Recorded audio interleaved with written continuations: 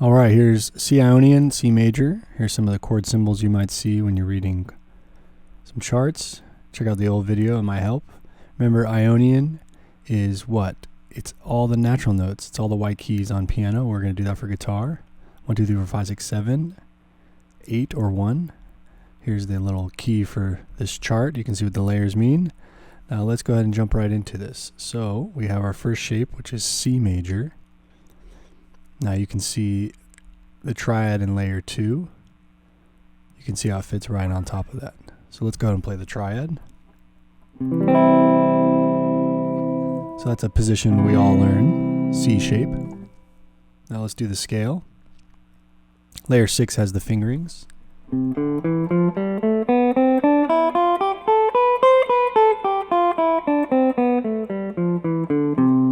Beneath the octave.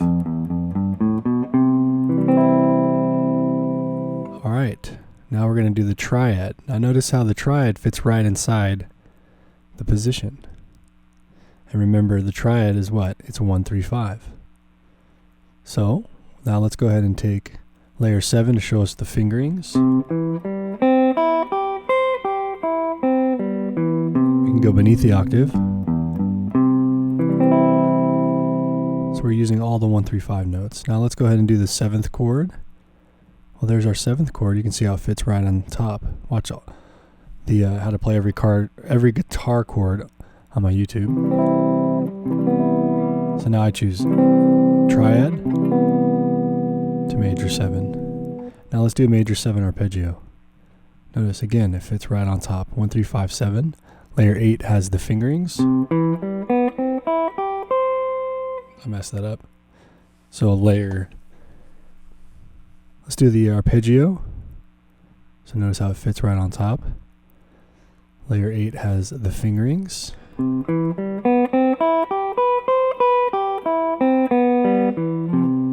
Beneath the octave. And that's C major 7. Okay, let's move on. We can go to the A shape. So see how we're slowly moving up. So A shape is there. We want our triad.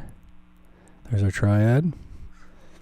Now we're going to go ahead and play our triad right there, A shape, and now let's play the scale.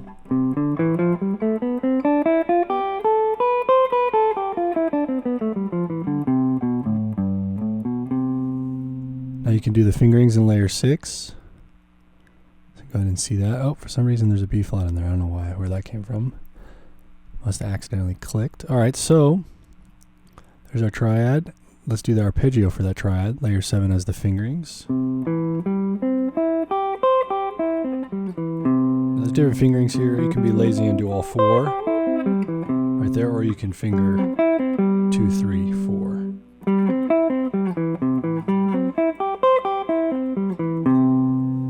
Now let's do the 7th chord in this position.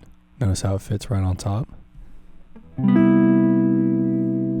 Okay, now let's go ahead and do the arpeggio for that. Layer 5 and layer 8 has the fingerings.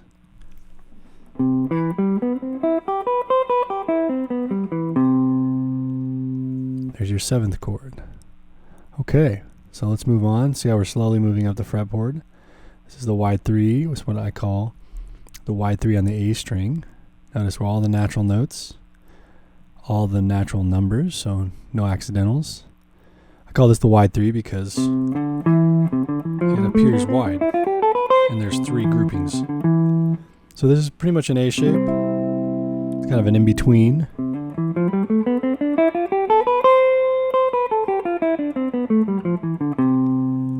So there's my C major scale there. Now we want to do the arpeggio. Now I used 1 finger right there, so you can see I used the first option. That's what the colons mean. So let's do our chord, our 7th chord. We already did it in the previous one, you can see it. C major 7. So now let's do the arpeggio, 7th chord. Layer 8 has the fingerings.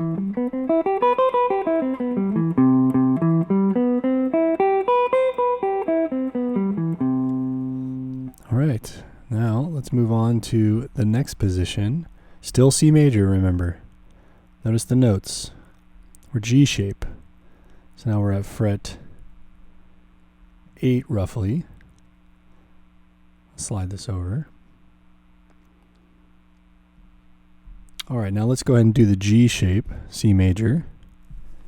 So our G chord looks like this.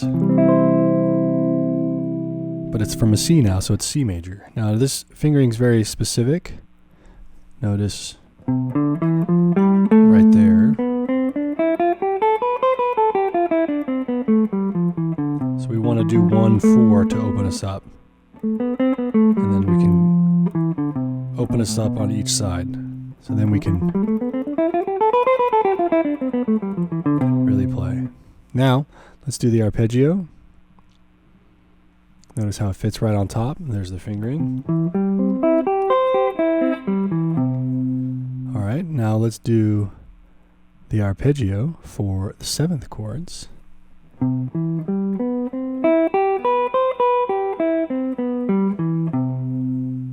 Alright, so let's move on. Now the next position is from the 7th fret, roughly 8th fret. This is what we would call our E shape.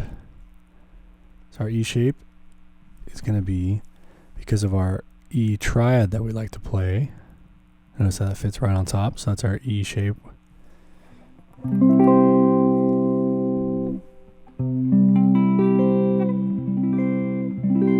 Okay, so now let's play the scale that goes with that.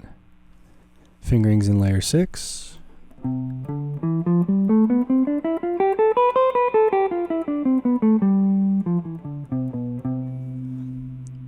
So there we go. It looks like I forgot a fret marking here, so let's go ahead and add it while we're here.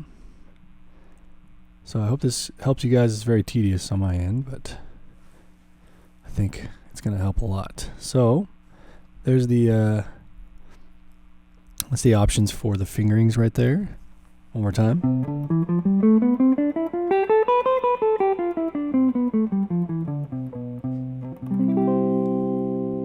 Now we're going to want to play the arpeggio now, so let's do that. Notice how it falls right inside that shape. We're going to do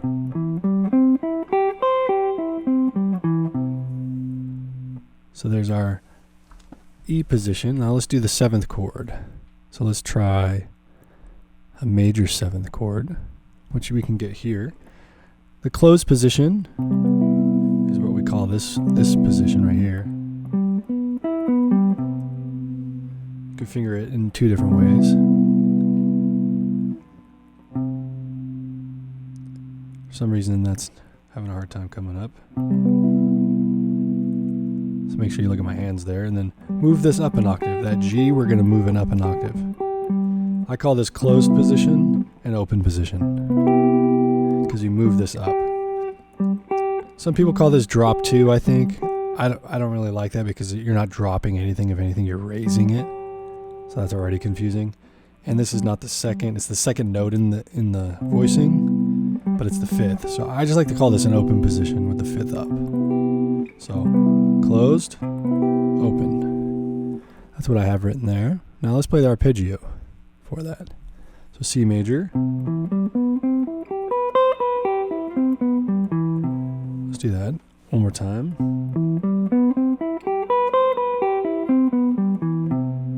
So there's C major arpeggio. C major 7. All right, let's move on. We're almost done with this position, or this mode. Now we're at the last one, which is the D shape. So this D shape is what I also refer to as a wide 3, because it looks exactly the same for the first octave as the previous wide 3. But this is from the E string, so it's kind of mixing the E shape and the D shape. This is what I would call a D shape, wide 3.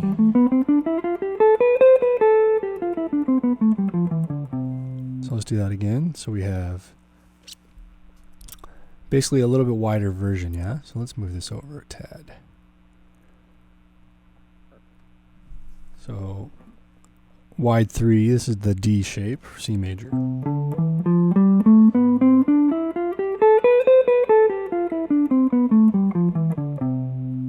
Alright, and it's because of this, that C shape right there. I'm sorry, that C major chord, D shape. because it looks like this. Alright, so let's move on. And what you end up seeing is the arpeggios, triad. Well, we just kind of went over that, but let's go over the fingerings. So we're going to do.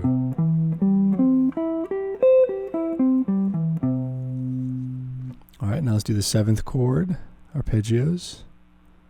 We add a 7th.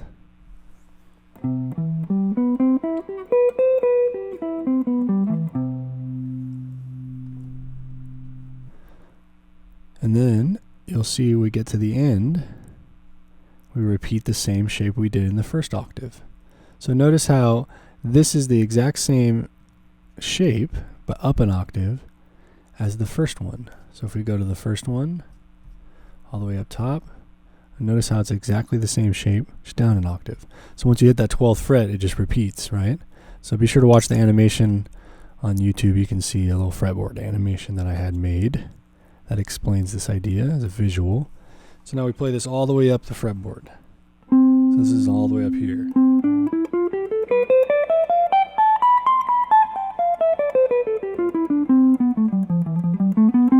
But we know that's just the same shape as it was down here.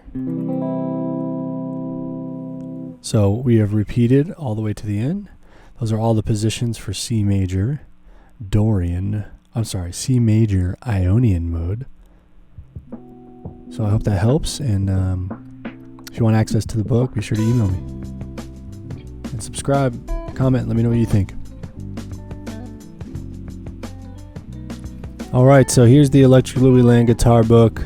As you can see, there's quite a lot of diagrams, so if you want access to this, email me, and let's take a look at what you can get if you have access to this. So here's the full book. We're still a process in the making, but we got all sorts of scales, every key, every mode, every arpeggio, fingerings, triads, all that good stuff. 7th chords. So that's for the scales. We got major pentatonic, minor pentatonic, blues scale, everything.